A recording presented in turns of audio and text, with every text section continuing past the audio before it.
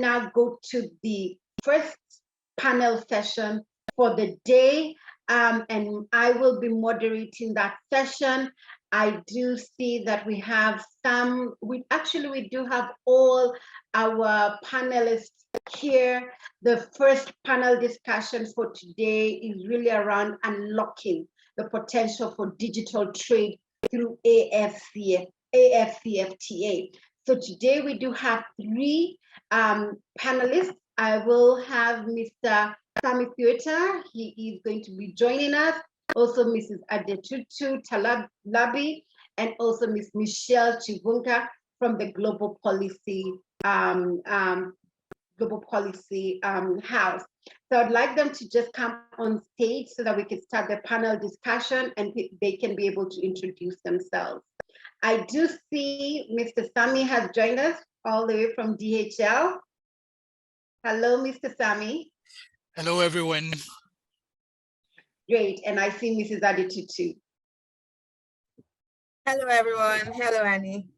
Great. If Michelle can join us on stage, and then we could start the conversation. Hi, Great. Anna. Hi, Michelle. Great. Hi. All right. Great. So thank you all of you for joining us today and really speaking around the topic, unlocking the potential for digital trade through AfCFTA. So before I go and ask you questions, I'd really like you all to introduce yourself. Just let us know what it is that you do, what does your company do, and then we will go into the questions. So I'll start off with you, Adetutu. Could you please share with us a little bit about your background? Thank you, Annie. My name is Adetutu Talabi, and I head the partnerships team at a company called Sidebrief. And Sidebrief is a technology company where we help businesses, SMEs, and tech startups move and scale across Africa. And so far, we have reached in over 40 African countries, and we've been able to take tech really in terms of moving these companies to over 22 countries in Africa. So thank you for this opportunity, Annie. I'm glad to be here. Thank you, Adetutu, for being here. All right, Sammy, could you go ahead and introduce yourself and the work that you do? Yeah, thank you very much. So my name again is Sammy Thuita, currently the e-commerce regional customer manager at DHL Express. And my responsibility is basically supporting our micro, small and medium enterprises access international markets through cross-border and international trade. As DHL, we pride ourselves as the leading global provider, tailor-making solutions in the e-commerce logistics of international and courier and express services for both B2B and B2C customers. So we pride ourselves as the most expansive network covering more than 220 countries and territories in Europe, the Americas, and we also have Asia Pacific and emerging markets. So hence looking forward to engaging further on the topic of unlocking the potential for digital trade through Africa Continental Free Trade Agreement, and grateful to all stakeholders that made this event possible. Thank you. Thank you, Sammy. Great. Now, Michelle, could you go ahead and share with us the work that you're doing on the continent and beyond? Sure. Good morning, everyone. Thank you very much, Anne. It's an honor to join you this morning, all the way from London. It's quite early in the morning here in London, but it's great to join all of you. So I'm Michelle Chivunga, CEO of the Global Policy House. I also advise several governments around the world, looking at the emerging markets, especially in terms of in relation to emerging technology, with a focus on blockchain, machine learning, artificial intelligence, and other data-related technologies. Our main focus really is to support, the adoption of useful technologies in terms of driving trade and intra-regional trade across the continent. We're also working with the African Union and the CFTA Secretariat, where we are looking at digital trade protocol, as well as other protocols as well to support the implementation of the CFTA. Now, in terms of our other focus as a company, we work very globally as well, where we're supporting the adoption, as I said, of technologies, the safe adoption of technologies like blockchain. And also making sure that we can have, collaborations between international markets and the African markets. Our core focus is definitely the African markets, and this is where we are looking to implement a number of blockchain solutions ourselves, and also working in partnership with the, international companies to introduce these solutions. At the same time, influencing around what happens with things like regulation, which I think is pretty critical with, given what's happening in the industry. And so we're working very, very closely with central banks, regulators on things like central bank digital currencies and other areas of innovation that we think might be relevant for the continent. Thank you so much. Thank you, Michelle. And I look forward to learning more, all of us, really around emerging technology, because as we speak about digital trade, that is definitely important. So we'll go ahead to you, Sammy. And the first question that I have for you really is, you've mentioned that you're an e-commerce enthusiast, right? And of course, you work for DHL Express, where you mentioned that you're a very expansive network. Well, that's the pride you say at DHL. Can you share with us the work that you're doing really to enable more digital trade to happen in Africa from a logistics perspective? Because I can tell you for a fact, a lot of business people, they mention the challenge that they have with doing intra-Africa trade is really around logistics, the cost, the timing. So could you share with us more around what it is that you're doing to make sure that digital trade happens, it's seamless, and it's very accessible to most SMEs? Welcome, Sammy. Thank you very much for that question. E-commerce is a sector that we are particularly very passionate about, and we're actually humbled to be able to play a small part in advocating for its acceleration. So in Africa and across the world. So we actually do this by sharing insights we have gained from collaborating with customers all over the world, by working with governments and regulators to ensure compliance with their prescribed processes, and constantly innovating to respond to evolving needs of this exciting sector. So we actually believe that e-commerce is an excellent way to encourage trade within specific regions, between regions, and across the world. So independent studies actually confirm that the more a country trades internationally, the faster it grows, and more prosperous it becomes. And Africa continental free trade is actually a gateway to this prosperity for Africa. So for the last over 5 years, we've actually been engaged in an e-commerce power drive we call Power Up Your Potential, which allows organizations of every size, from large enterprises, e-tailers, to micro, small, and medium-sized businesses, to access and participate in the accelerated growth of e-commerce. So our aim is to work in partnership with businesses of all sizes within Africa by offering our customers trade awareness via our corporate sustainability initiative, which we call GoTrade, that brings together all stakeholders engaged in fostering the growth of international trade by providing more choices, enhanced shipping options, and flexible, secure delivery processes. So that's pretty much what my day-to-day and in DHL entails. Thank you. Thank you, Sammy. Yes, I have seen a lot of the work that DHL has done in regards to GoTrade and trade awareness. And I like the fact that you say that it's every size of business, because in Africa, a lot of our businesses are SMEs. So I do see that you are actually offering a solution. So I always tell people, you know, when you are looking to do business, find the right, reliable partners, so that then you can be able to do business. So you should be looking out to what DHL is doing. So thank you very much, Sammy, for your insights around what it is that is happening in the logistics world. Now, in regards to you, Michelle, you alluded to this earlier in the introduction. You've done a lot of work, or you continue to do a lot of work on the continent and beyond. You're currently in London. So, but I would like you to sort of share with us the work that you're doing with the African Union, right? Because when we talk about AfCFTA, this is something that was envisioned, the Africa We Want Agenda 2063, and that's how the AfCFTA was born. So what is the work that you're doing with the African Union, really around what you talked about, emerging technology, blockchain, AI, digital transformation of our businesses on the continent? If you could share that with the audience so that we can get a glimpse about the current work that you're doing and the future trends, so that these businesses can be able to do that, and also governments can have the right policy to make sure that we are driving digital trade on the continent. Welcome, Michelle. Thank you very much, Anne. And absolutely, I think it's kind of one of the most exciting times. I think the last couple of years doing this work on the continent. I think as a young African myself, one of the most exciting things is actually the CFTA, because the CFTA really paves the way for us to be innovative, paves the way for us to drive the agenda in terms of what actually happens on the continent and how we, kind of promote what happens on the continent, promote our goods and services. Not just within sort of Africa. Of course, the primary ambition is to make sure we can have better intra-regional trade, trade with each other, trade with our neighbors within Africa. It's absolutely fundamental, but also it gives us a very strong competitive advantage in terms of trading with the world, right? So it doesn't matter what sector you're in. I'm in the emerging tech space, but you can be in agriculture, which is very sexy, I have to say. I wish I knew something about agriculture, trust me, because then, that is where the real money is. And it's very important, I think, for us to be thinking about how we leverage what the CFTA is actually positioning us to take advantage of as businesses.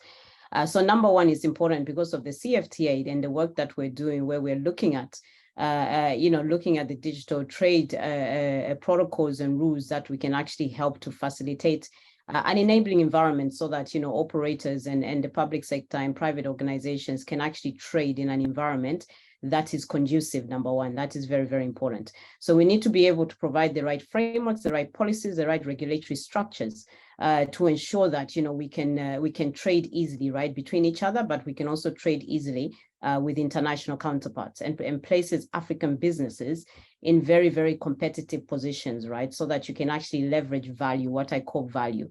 Now, what do I mean by value? Value doesn't mean where we're just exporting raw materials. Value means that we are actually looking at exporting value add products and services that have been processed and manufactured in Africa. So made in Africa, processed in Africa, and where you're getting actually the value that you have. So for me, the CFTA is an avenue, a catalyst that is going to be able to enable you to actually do that and actually get more returns for your products. That's number one. And then second, one of the most important things is that we have clarity around regulation, right? Clarity around how we operate in certain markets, clear rules around data sharing or data privacy. This is very, very important because we have some countries in Africa, yes, have some clear, data rules, but we also have to have that quite even across the continent. So also it's about ownership. For me, I'm very big on ownership, right? It's important that as Africans, you own companies, you own products, you own code, right? We are in the emerging tech space. We work on code, we write code, we source code. It's very, very important that we're able to own that code and we're able to leverage the advantages that comes with us producing that code, right? And actually also even selling that code across the world is also very important to where we have competitive advantage, again, like I said. And also it's about, how can you monetize? So do we have access to data? Do we control data? Do we manage data? Can we monetize? That data is also pretty significant. So everything I've described is something that we've been looking at with the CFTA Secretariat, and certainly when it comes to things like e-commerce and digital, what I call the digital platform economy. Again, we're looking at that very, very strongly with the African Union. We're looking at the e-commerce strategy and things like that so that we can actually provide strategies actually fit for purpose for Africa to thrive. And then of course, the other work that we're doing is also making sure we're supporting young people and women, especially because our continent is very much made up of, young people and women who are very entrepreneurial, who are very tech driven, who are very, very entrepreneurial naturally. So for us, we want to make sure that we invest in talent and we support that talent so that, the talent is what is going to generate you the GDP that you're looking for. So if you do not invest in that talent in your countries, you're not going to be able to leverage the opportunities that are there. So for us, it's important to invest into the talent. We make sure that we are supporting by actually providing knowledge around how can you interact with things like blockchain, right? How can you learn about smart contracts? How can you learn about artificial intelligence? Because these are the areas that are really going to be quite significant in future. In fact, they already are.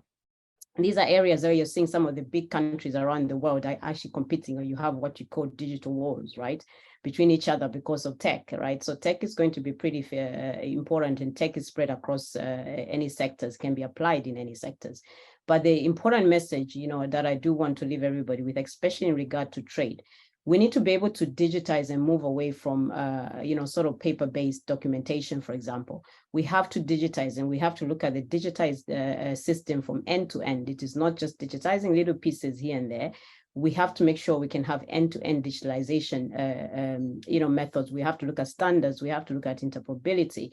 We have to make sure all this stuff is brought together, and that is some of the work that we're doing with the African Union and the CFTA Secretariat.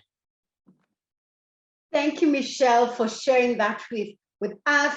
In fact, when the last thing that you mentioned about digitizing documentation, really what our keynote speaker spoke about earlier, which is very important. End to end, it's going to make trade easier, faster, more transparent, and it will enable all of us to do more trade together. So thank you very much for sharing your insights and sharing with us the work that you're doing at African Union. It is a lot, but it's going to get done, and it's going to support the business community in the continent.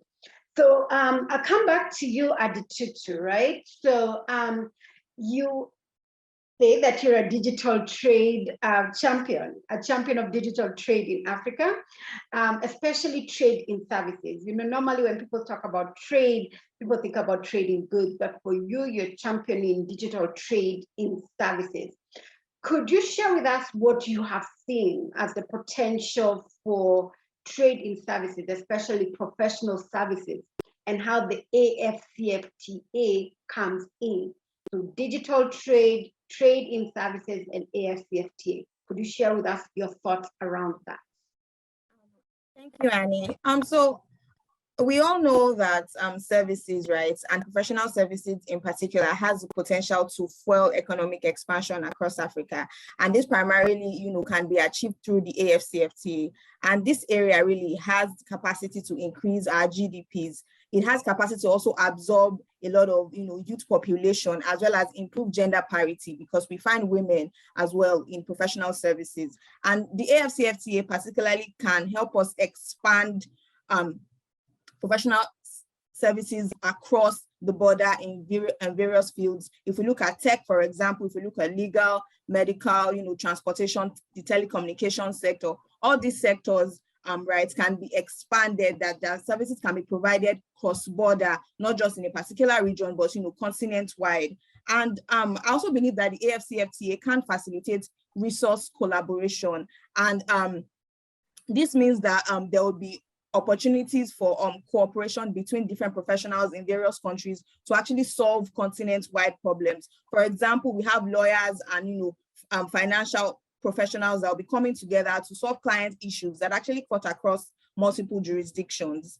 And expansion of professional services and even resource collaboration will be made possible because of the provision of mutual recognition of professional qualification that has been made available under the Protocol for Trade in Services. Yes, we talk about digital trade, but people have to move right into these different countries. And so this provision has made it possible for professionals to move across the border and move across the continent. And I believe that there's actually an enormous opportunity for expansion of professional services across the border. But a key determinant to actually unleashing that potential is ensuring that countries actually develop friendly policies that will guide these services liberalizations, because at the end of the day, it is one thing for the Protocol on Trade in Services to contain provisions on mutual recognitions, and it's also another thing for implementation on the ground, right, where these countries will not be protectionist and they would actually ensure that mutual recognition agreements are facilitated amongst each other in a friendly way, such that there's collaborations between the governments, the immigration authorities, and even the professional private sector bodies that would ordinarily be in charge of giving out licenses, certifications, and various requirements. So I believe that yes, there's a huge opportunity, but we also have to ensure that we dole out, policy friendly services liberation to also ensure that our professionals can actually move across borders seamlessly. Okay, thank you, Adetutu. And I think that's the vision of AfCFTA, which is borderless Africa, right? Free movement of people, goods, services. And like you said, if there's mutual recognition of qualification, then you in Nigeria can come very easily to Kenya or South Africa or Zambia and be able to do that. And like you said, it doesn't matter what jurisdiction you are, you can actually collaborate with other professionals. And that is what we need, especially in digital trade and of course, other regular trade. So thank you very much for your insights. I'll come back to you, Michelle, right? So you have, of course, said, of course, you work with African Union. We're really talking about unlocking potential through AfCFTA and really improving intra-Africa trade. So my question for you is, what do you think, or what are the right policies that you think African countries need to provide to ensure the growth of digital trade? And the focus here, my question really is around women and youth, right? What do now, the AfCFTA, but now what do the countries, the nations, the African countries need to do in regards to policy, specifically women in trade, so that we can unlock this potential of digital trade, which we say is the great equalizer. It's going to open opportunities for the young people of Africa and the women of Africa. Please share your thoughts with us. Yes, thank you. And I think just to begin with, looking at the overarching picture, which is, of course, coming from the AU and the CFTA and all the organs that are really driven to make sure that we can deliver on the ambitions of the CFTA.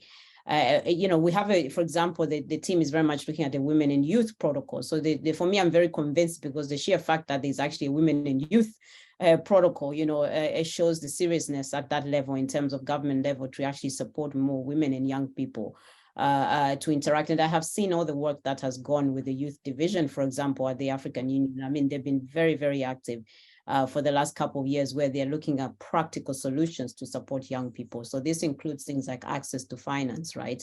Which is one of the biggest barriers. How do you get access to pots of money while you're growing your business? Because if without access to capital, without access to information, without access to data, as a business, it's very, very difficult to scale and to grow. So that is number one. So in terms of policies and that countries need to make sure that they have, I think obviously have to center around, their growth sectors in those countries. So we have to make sure that one day is an enabling environment. So you're clear about the regulation, right, that is there, whether you're thinking about regulating businesses that are in the new kind of emerging fields of tech, or whether you're regulating traditional businesses, for regulators in those countries, it's important that you provide some clarity around the regulations. So that is very, very important. And then, of course, it's very, very important that, the youth and young people have access. When I say access, it doesn't mean we're talking about, things like data, right? Even just having access to data. In some African countries, is very expensive. It's very difficult. You're not connected to the internet, so you're not leveraging what is happening within the digital economy in the first place. So, I think Google did a report and the IFC did a report recently where they actually predicted something like 180 billion worth of value can be untapped from the internet economy in Africa. Right. But in order to untap that value in the internet economy, it's important that we have the right infrastructure and connectivity is available. So again, governments and sort of regulators have to make sure that in their countries, you're able to actually provide that access through better infrastructure, both soft and hard infrastructure. You're able to provide access to knowledge and skills for young people and women to actually take advantage of. We must actually make it a purpose of ours to make sure that we mainstream women, right? In Africa, we have to mainstream women. Because if you mainstream, what do I mean by mainstream women? You have to make sure that women are active and participants in key critical sectors in our economies in Africa, right? So if I'm in Nigeria and you know that in Nigeria, there's a big, adoption of emerging tech space. Nigeria is second in the world when it comes to cryptocurrency adoption, I can tell you, right? But how many of those players are also women, right? In terms of gender that Adetutu was talking about. We have to make sure that there's an equal balance as well. We have to make sure that women are participants. When I say participants, I'm not talking about consumption. I'm talking about, you being able to actually produce things, you be able to manufacture, you actually to write code, right? And that is why for us at Global Policy House, we purposely, in your country, and you were there, we purposely launched the 10 million Women in Web3 and Digital Trade initiative. because there we want to mainstream women. We want to make sure women are active participants, are producing goods and services, and they are untapping value from that economy. So for me, the policies and the frameworks have to enable that, right? Have to be in place so that we can make sure that, both young people and women are able to actually participate, right, at equal level playing field in Africa, but also outside of Africa. So if we have young people and women who are trying very hard, and I know we have, Africa has had the hugest amount of investments going into startups, right? But most of that investment is not necessarily coming from within Africa, right? And by the way, your investment or people investing in you will also help to drive what happens with your business. They also have to have some level of decision making, right? So, it influences how you do stuff. So for me, it's important that we also encourage an internally driven investment markets, and that is more sustainable because, the interest, I think, is also trying to grow Africa. So young Africans have to be equipped properly. Young Africans have to work in an environment where the regulations are clear. Those regulations have to look at things like, access to data, the flow of data, look at infrastructure needs, have to make sure that you have access to, particular initiatives that are tailored to women or youth, right, very specifically. And I really give kudos to the African Union Youth Division, because they've done a little bit of work around that. And of course, the CFTA with the CFTA itself is going to enable everything I'm talking about. So for us, we have to get a bit more tailored. We have to mainstream even our regulation. Please, regulators, try and work with the people who are in the industry to make those regulations, because we know what's going on in the industry, right? That is very important. So regulators must not sit in a corner trying to come up with these regulations by themselves. They have to work with the industry, right, to come up with the regulation, especially in our world, in this new world of decentralized digital economy that I'm talking about. Thank you very much, Michelle, and of course, reminding policymakers that you also want to work with industry. You have to understand what's really going on there, and reminding us that we don't only need to consume, we need to produce. Gender mainstreaming, youth engagement is very important if you're going to unlock this potential of digital trade through the AfCFTA. So thank you very much for that. And even as you were talking, maybe it's food for thought. I would really like to hear your thoughts around digital economy, policy, and rural development, because most of our youth are in the rural areas, right? You mentioned about access to data, digital infrastructure. It's not there. So we want youth involved in the rural areas. So they're starting from behind. So what we need to do so that we unlock this potential. So maybe it's food for thought.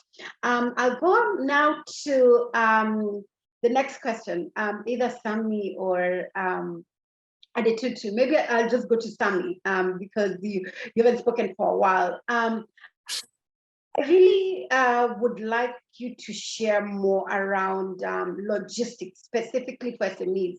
You mentioned before global, Go Trade, right? And Go Trade is about SMEs. Can you share more about exactly what Go Trade is doing? Because from our insights and our research and our feedback from the audience who continuously engage us about trade in Africa, the SME, and in fact, we had a question yesterday from a lady from Nigeria. The SME who's trying to do business, logistics is hard, right? They're able to get the market access, right? But then the logistics part is becoming the main issue. How do we unlock potential when we have challenges in logistics? What is DHL doing specifically for the SME that is participating in digital trade in Africa? Thank you for that question. I think I'll just basically begin from the top, and what we're doing as far as DHL is concerned is to really align with the focus as far as the Africa Continental Free Trade Agreement is concerned. So I'm just going to answer this question in three parts. So I'm going to look at it from a transparency perspective. We continue to engage in discussions that actually bring together governments around Africa and private sector as an enabler and also growth catalyst for digital trade. And just to get into what we're doing as far as like the Go Trade initiative is concerned, through our Power Up Your Potential that I mentioned before. So we basically use this vehicle to actually continue to create awareness on e-commerce readiness by encouraging adoption of good trade practices, such as thinking about the right products for the right market, route to market. So this is where you actually think about what platforms are you going to use, and this is where it comes in as far as like think global, act local, so payment gateways as well. So it's basically the entire ecosystem as far as the trade is concerned, because I mean, if you are looking at trading or basically being present as far as the online space is concerned, or digital trade is concerned, you've got to think about the entire scope. So for us, it's basically ensuring that as far as compliance is concerned, our SMEs or basically every other participant is very clear in terms of ensuring detailed and accurate declaration as far as products are concerned, because it's just basically making it very simple in terms of ensuring that when that particular product or amazing sort of like products, just to say, because we have a lot of them in Africa, gets to whatever country, then it's a very seamless process. Also in line with our 2025 strategy as DHL, which is actually delivering excellence in a digital world, we continue to innovate in our platforms to ensure seamless digital transfers of data from shipping to clearance, which also speaks to our sustainability program through digital trade. And this is basically as far as ensuring that we facilitate paperless trade as well. So this is ideally what we are doing from a DHL perspective, just to make sure that we are well aligned as far as the opportunity that is there. And I mean, we actually feel very responsible, because we like to say as DHL that no one knows Africa better than we do, because we're in every specific country in these markets. So yeah, so we basically feel very responsible to give back, just to make sure that at least every single person that wants to trade actually is able to. And I mean, it speaks to our vision, which is connecting people and improving lives. Thank you. Thank you, Sammy. Connecting people. And like you said, you know Africa. So as you continue facilitating paperless trade, that is exactly where we want to go. That is what Africa needs. Make it easier, faster, transparent, and it's just better for all of us. And then we get trade data, because one of the things we also recognize with Africa is we don't have data, right? So you can't make information, make good business decision without having the right data. So thank you very much, Sammy, and the work that you're doing at DHL. I'll come back to you, Adetutu, before I go to the audience to ask some questions.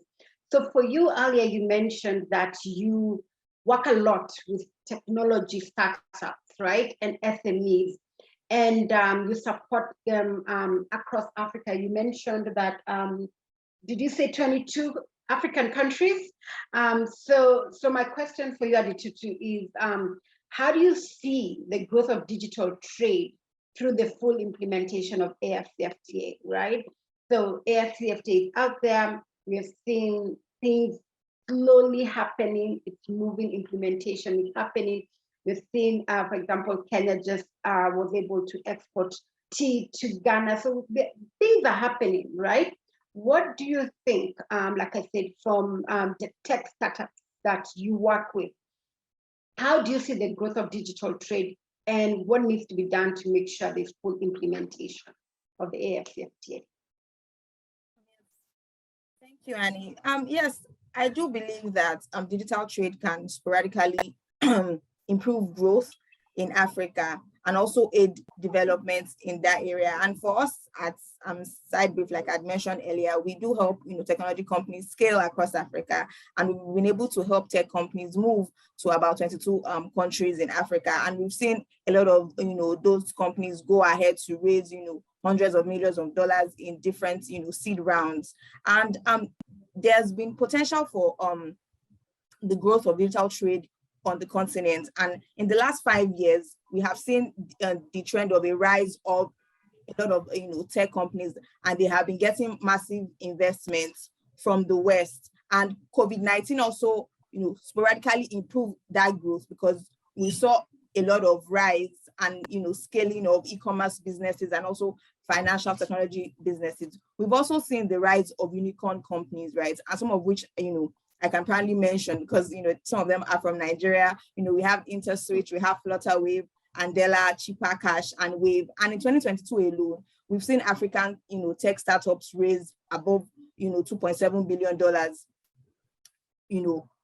as seed investments in their businesses. However, the trend that we have seen so far is that these companies are usually concentrated in the key markets in Africa. So you find them in Nigeria, you find them in Kenya, South Africa, Egypt, Rwanda, Morocco, and maybe just the e-commerce and the fintechs would actually go into other smaller economies like the Gambia, Guinea, Tanzania, Togo, Benin Republic, and the likes of them. But in order to truly ensure that we experience, a continent-wide growth in digital trade, it's important that the digital trade protocol that is currently being negotiated has to be structured properly. And key areas, as Pamela even mentioned in her keynote, that should be addressed really would be data governance, data protection, cross-border data flows, rather, electronic transactions. How are we going to tax the digital businesses, consumer protection,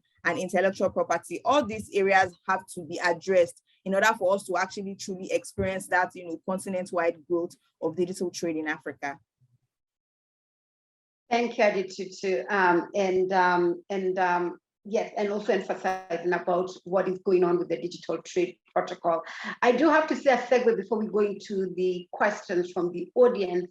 One of the things when I did reach out to you to speak at the conference, and you shared with me a lot more about what you're doing at Sidebrief, I mentioned to you about some of the things that we do at Regal Africa. So we are business advisors, and we have a lot of people interested in the East Africa community coming into the East Africa, which is where we're really focused. And one of the things that you mentioned to me is because currently we're speaking to a company in West Africa looking to open up offices in East Africa. And normally I would just say I would go ahead, support them with their business, but also introduce them to a Kenyan legal company. But when you shared with me what Sidebrief is doing, which is saying you're in different African countries, I realized that is the solution that we actually want on the continent, which is to say, I have a client who needs legal services, you're in Nigeria, you're able to cover different jurisdictions, you are a legal professional. So different from what we're doing, so complementary, we can work together.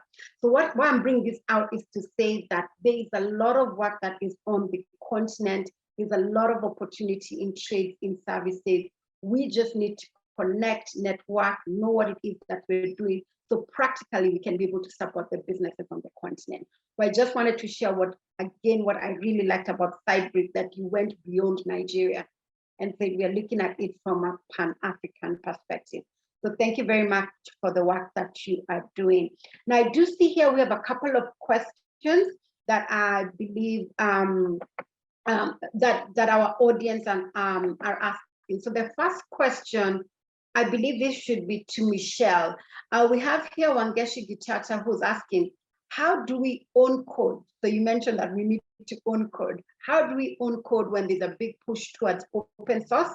Please tell us how we can reap from creativity, but at the same time, encourage collaboration, right? So own versus open code, creativity, owning versus collaboration. Could you share more about what you think about that, Michelle? Yeah, sure. Fantastic. I have replied to yourself directly, Wambui, but I think for the benefit of everyone, I will repeat what I mentioned to you. I think one of the important thing around source code is actually, what is that source code for? Let us ask ourselves, that question first. What are we writing that code for?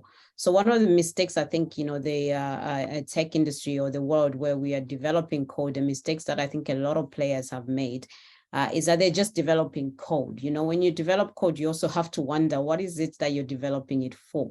Are you trying to solve some sort of problem, or, I hope so, is the ambition to actually try and solve one of the biggest challenges that the world faces, not even just in Africa, right? We have issues around things like food security. We have issues around COVID. We all had issues around COVID.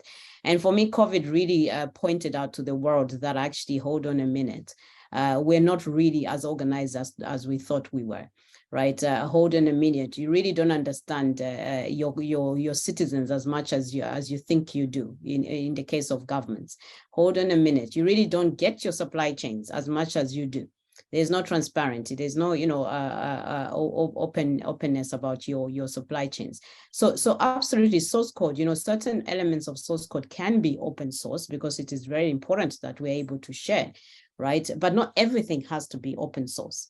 That is the point I'm trying to make. And where we have creativity and innovation, we must nurture that. And we must understand why, must we protect certain elements and open up others, right? Because when you're opening up others, it provides opportunity for us to come up with solutions to bigger problems. That's why open source code is also quite important in certain scenarios, but not in every scenario. So it is very important to understand why is it that we are even developing that code. If it's something to do with defense and protecting countries or something like that, we're not necessarily looking to share all the data or information. And if it's personal data, right, we talk about privacy all the time. The world, every single person, including myself, I care about my data and my information and who's using it for what, when, why, right? And I must be able to have a say in how my data is being utilized. And currently, not many people around the world actually have that power or that control. Now, it is important that I think, when we're talking about back to the CFTA and the protocols, like Adetutu was saying, it is important that we're looking at things like data protection. We're looking at consumer protection. We're looking at IP. And that is what is happening, in terms of the CFTA. In fact, the team is already pushing ahead on the investment protocol and the IP protocol, right? And looking at how we protect consumer protection. How do we also protect code? Because if we have the geniuses that we have of, like Adetutu was saying, some of the startups that we have on the continent, they are developing solutions. How can we protect? How can we provide access to IP and protections around that IP? Right, it's very, very important. It's the same concept when you're thinking about code, right? It's almost kind of thinking of it as a commodity. You want to protect your commodity, but you also want to be able to use that commodity to untap value, right? So for me, it's very, very important that yes, we enable creativity, but at the same time, we start to identify and understand what is it that needs protection, what is it that doesn't need protection, or that we need to open up to the world that we can all benefit from, right? So if I have open source code that can help me to develop a solution that's going to help cure, cancer or something, of course, I want to be able to share it, right? I think with the rest of the world. But you have code that is intellectual, property of mine for my company that I have developed that I need to get commercial value from. I have to find a way that, is protecting, and I expect my government and my regulators and my country to be able to provide some protections for my IP as well, right? I think that's the difference as well. We have to think about what is it that we're protecting, why are we protecting it? What do we need to open up so that we can be able to actually untap value more for the country? Thank you, Michelle, for that clarification. And I think even as you're speaking, I was thinking that's why a lot of these techies need legal advisors and business experts, because I'm in Kenya, a lot of talent. But as you ask, what are you developing that code for, right? What is it for? And at the end of it all, you need to monetize. So you need to have that balance. You need to have that advice to know what do you keep open, what is intellectual property, what is all of that. So thank you very much for sharing that insight. I don't know if Adetutu, you have anything you'd like to add in regards to that question about open source and protection, innovation? No, I don't. Michelle has answered this beautifully. Most of the things I was going to say, she said already. Okay, perfect. Okay, great. So we do have another question here, and this is for you, Adetutu. Do you think harmonizing educational curriculum is the most urgent element in the build-up to trading services? MRAs may be ambushed by the culture shock inherent in free movement, but education may ease out some of that pain. Your thoughts on that? Education curriculum and build-up in trading services. Thank you.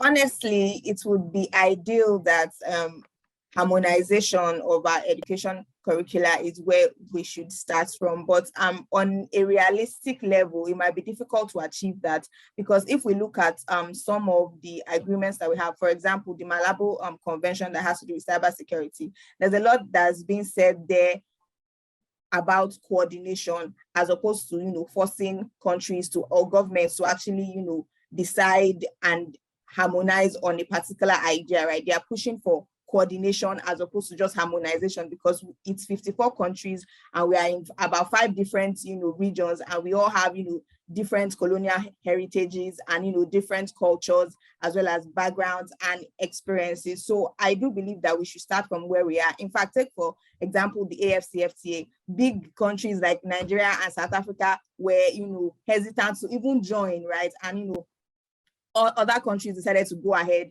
and that was when we decided to take the step forward. So I do believe that, yes, in an ideal situation, we should focus on education first, but I want to just realistically say that we should start from where we are, and then we can then build up to that level of true harmonization across board. That's the vision, harmonization, but in the meantime, start with what you have. Okay, great. Yes. Now there is a question here very specific for you, Sammy. It's from Funke Bolujoko. She is asking, what is DHL realistically doing for promoting price competitiveness or cross-border trading of SMEs producing FMCGs when you charge for volumetric weights rather than gross weights, making logistic costs higher than the production cost of these goods? Please let us be very realistic. This action is killing trade.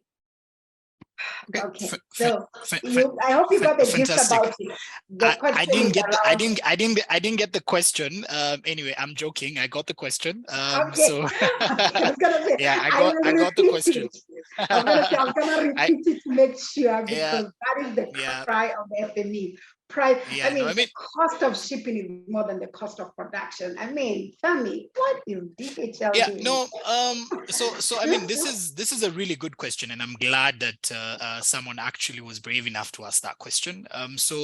First things first. As far as logistics is concerned, and I'll speak from where he's mentioned. So as far as like the volumetric bit in how we calculate our weight is concerned, it's not a practice by DHL. It's a practice from an industry perspective. So this is basically the way everyone charges. So if you think about it, you want to move something via an aircraft. So it's either it's dead weight is a lot, because there's a lot of governing as far as air transport is concerned. So it's either it's very heavy, hence they've got to reduce some of the weight in the aircraft, or it's quite voluminous, so it's taking a lot of space within the aircraft. So as far as like this particular charge is concerned, realistically speaking, like you've asked, it's not something that we came up with, but it's basically something that is actually an industry standard. And it's very fair if you think about it. Like today you want to move something from any part of the world. For example, you mentioned that you're from West Africa, so maybe say for example you're moving something from West Africa to the maybe Australia, for example. As far as the airport transport is concerned, it's quite expensive. If you think about even moving by yourself, it's quite expensive. So this is basically, we're paying extra as far as the packaging is concerned, and we have to conform as far as the standards are concerned. Of course, we have done a lot of investments as far as infrastructure is concerned from our end, and it's basically just to keep up to the customer promise. So realistically speaking, what I can say from an e-commerce perspective, we've tried as much as possible to actually think about the customers that we respond to and the consumers. So it's very well thought out.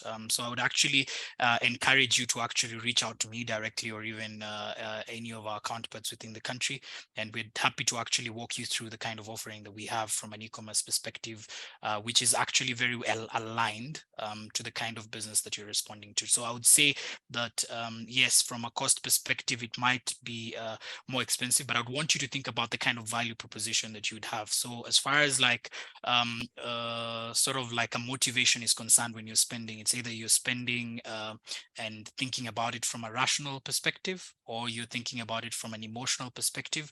So for us, what we really do is basically match the value proposition in terms of what it is you're looking for. So for example, if your main driver is as far as speed and convenience and security is concerned, then that is the price that you actually pay for it. It's a premium based on the value proposition that we offer.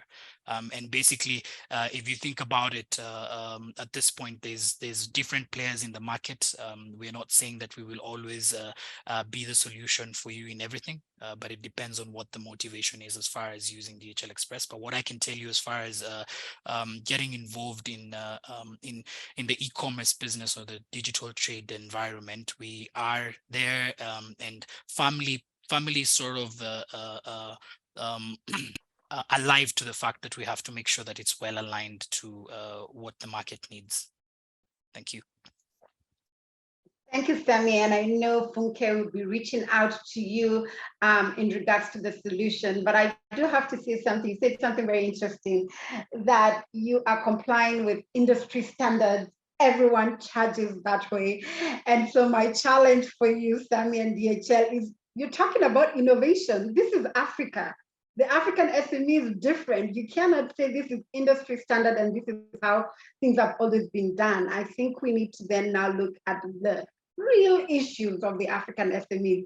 So that's just my challenge to you, but I appreciate the fact that you said that you will be able to talk to Funke and any other SME in Africa to come up with the solution. But yes, industry standards, we can relook at that and be more innovative to say, how do we really push digital trade, because there's great potential in that. Thank you, Sam.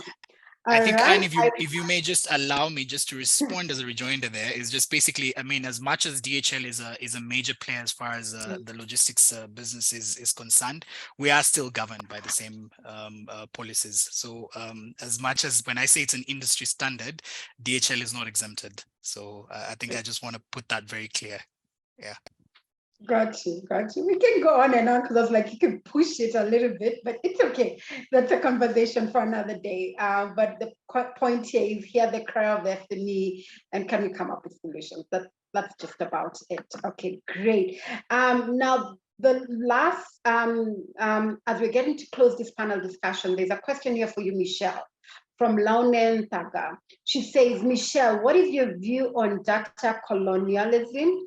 Is this something we should be worried about? What are the ways governments can ensure that data collected through tech innovations and digital platforms benefit Africans?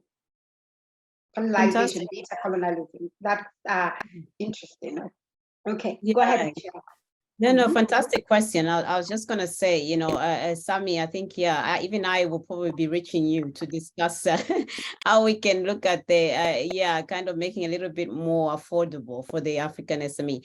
But certainly, I think, and that's a great question. Thank you so much. I think this is a question that we debate a lot, actually, in terms of around data. I think, you know, we've all heard that data is the new oil, whatever. What does that actually mean, right? It's also about the quality of data that you've got. So it's not just about having masses and massive amounts of data. Yes, data is probably the most important commodity, I would say, of many countries, right? Because if you've got data and you've got very strong data, as in quality data, then you have leverage, you've got a bit of power, right? And you're able to use that data to do so many different things. I don't even know where to start. And it can help you to monetize and generate all sorts of different revenue streams if you have access to that data. So absolutely, I think, do I have concerns around colonialism when it comes to data? Of course, 100%. I think, you know, for me, especially in the context of the continent, you know, I often say this even in meetings that I have with governments and regulators, that, you know, do we actually own data? Where is our data sitting, right? You know, have we got control of that data? Are we utilizing the data that we have? And believe you me, some of the data that we have, which is lots of data, right, in different circumstances, be it in the healthcare, you know, medical information, medical stuff, we have a lot of data, but that data is also in the format in which it's in. It's not very well, cannot be very well utilized. So it's important that, like I said in the beginning, that we are digitizing. Right, and we're taking that paper-based heavy data and digitizing that information and cleaning up that data and making sure that we can now utilize that data, right? And this is where kind of emerging tech comes in quite strongly, actually, right? If you want to clean up data and you want to read big data sets, as we say, big data, right? You want to look at big data sets for governments, for example, right? And you have that digitized properly. You can use machine learning to read those data sets. So it tells you some trends, right? And then once you have those trends, you have more information about what to do, decision-making, policy making. Very, very important. So absolutely, it's important that we make sure that we have some sort of protections around data, but we don't just bring in regulation and rules that stops us from utilizing that data so that we can actually get some value from it. So it's important in terms of how you determine your data laws, and it's important about, data protections and how data is shared, right? And how do you protect your own data, right? And make sure that data is actually advantageous for Africans. So in the context of the how it can benefit the Africans, one, you have to have access to the right quality data, right? And when you have access to that quality data, you can utilize that quality data to do so many things. You can build new products, you can build new revenue streams, you can untap value. So it's very, very important. I think data is one of the areas, again, that we're looking at under the protocols and how we treat and monetize data as well. I'm pushing heavily on the monetizing data, because I think if you have data just sitting there and you're not really utilizing it for anything, we're missing the point.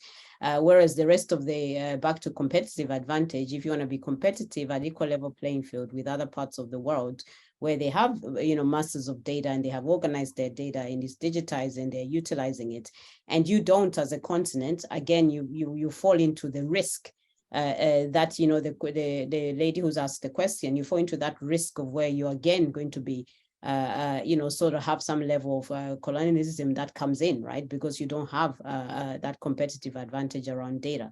So I think it's important as a continent, we get together, which we are doing already, to make sure that we have some clarity around data usage. And it doesn't mean just copy and paste. So we don't want to just go and say, oh, hey, there's GDPR in Europe, right? Let's just take what GDPR and do the same for Africa. No. This cannot work like that. Because in Africa, we've got different countries, right? We have many, many different countries, and all our countries are culturally very different. How we use data is very different. How we respond to each other, the languages we use, all kind of is very, very different. So we have to take it, in the context of Africa and actually develop solutions that actually fit for the continent, but also fit at national level. So at national level, we must get clear around how we look at data and how we, sort of regulate and provide protections around data, if you like. Thank you, Michelle, for that. Solutions for the continent and the nations. We can't just copy and paste what everyone else is doing. And reminding us that data is king. I come from finance, so for us it used to be cash flow, everything's about cash. But now we're like data is it. Data is king, but we have to learn how to monetize it. So thank you very much. Now we are coming to the end of this wonderful conversation around unlocking the potential of digital trade through the implementation of the AfCFTA. It's been a very interesting conversation. What I'd like each one of you to do is just sort of give us your last remarks.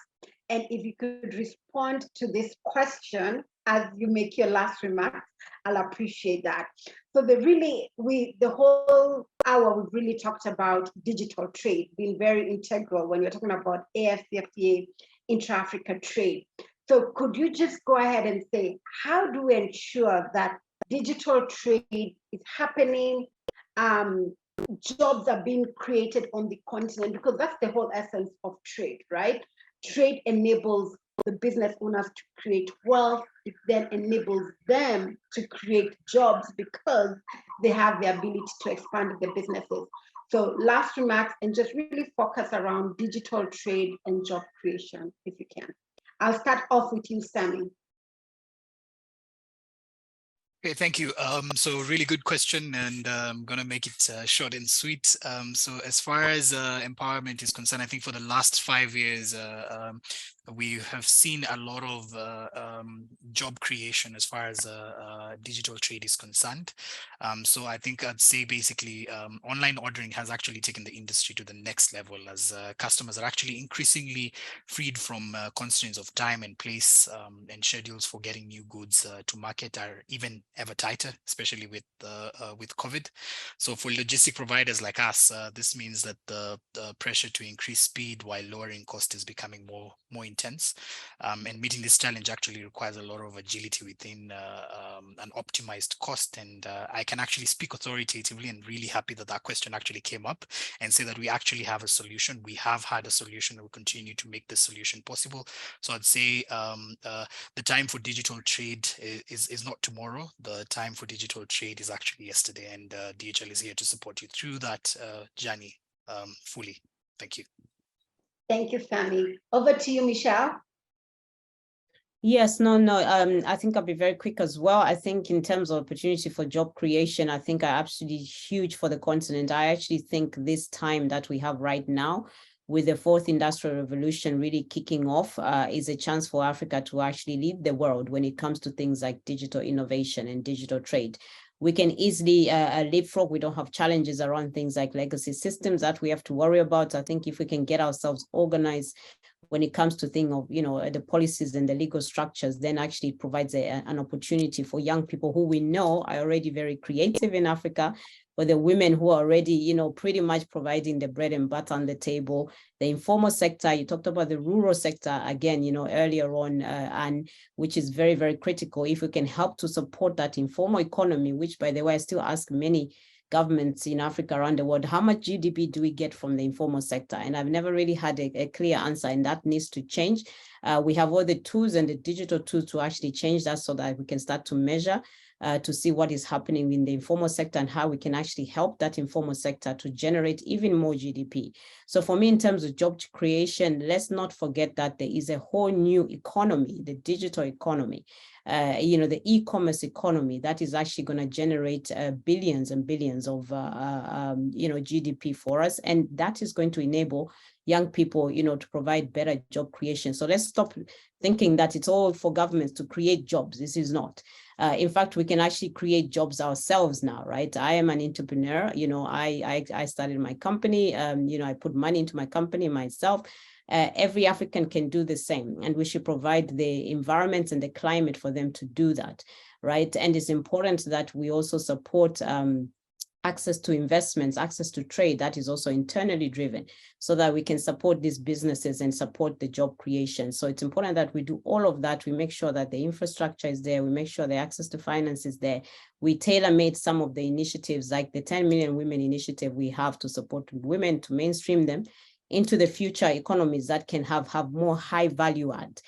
Is absolutely critical. And I think for me, it's very exciting. So untap the value that's in the digital economy, in the platform economy, make sure you have access to knowledge and skills that your counterparts in Asia or wherever also have, and then you can compete and actually generate more jobs and wealth creation as well. Thank you. Thank you, Michelle. Over to you, Adetutu, your last remark. Thank you, Annie. I think I'll just like to say that, yes, we can all agree that there is indeed huge potential for digital trade in Africa, and it would also create a lot of jobs. In fact, they are already doing so, because there are new skills and new in-demand tech skills that young people are actually embracing, and they're learning and doing all of that. But at the same time, we also want sporadic growth, right? We don't want to remain at the level that we are. Africa is already behind. So I think my charge would be really to ensure that, yes, on the policy side, we are moving ahead, but it's also important that governments also develop key infrastructure, because one of the challenges that we see that, digital entrepreneurs or innovators complain about is the fact that they have to be their own government, right? They have to create infrastructure. They have to be the ones in charge of education, reskilling, training their workers. But we know that if infrastructure and a living environment is actually present, job creation would be easy, because once, there's an environment to innovate, it would then spur on more innovation, and it would create, a large pool of jobs for, our, burgeoning youth population. So it's also important that, infrastructure is in place in terms of broadband internet, as well as ensuring that our education, system is also moving at the speed of these technologies. It's important that we, reskill our, current labor force, and also ensure that generation that is coming now are also, being entrenched, in the digital economy. And it's also a charge to the private sector to work hand in hand with government, because we know that government cannot do everything. It's also important that we also get involved and work hand in hand to ensure that, Africa is truly, prosperous, and the dream that, we all have in terms of pictures of how Africa would eventually materialize. Thank you. Thank you very much, Adetutu. So I want to go ahead and thank again all my speakers, Sammy, Michelle, Adetutu, for a wonderful conversation around unlocking the potential of digital trade through the AfCFTA implementation. Thank you very much, and I look forward to engaging with all of you in the future. And to the audience, if you're looking to do any logistics, reach out to Sammy. Any legal advice, Adetutu, and I know Michelle is doing a wonderful job in regards to policy and government engagement on the continent. Thank you very much, and have a good day. Great.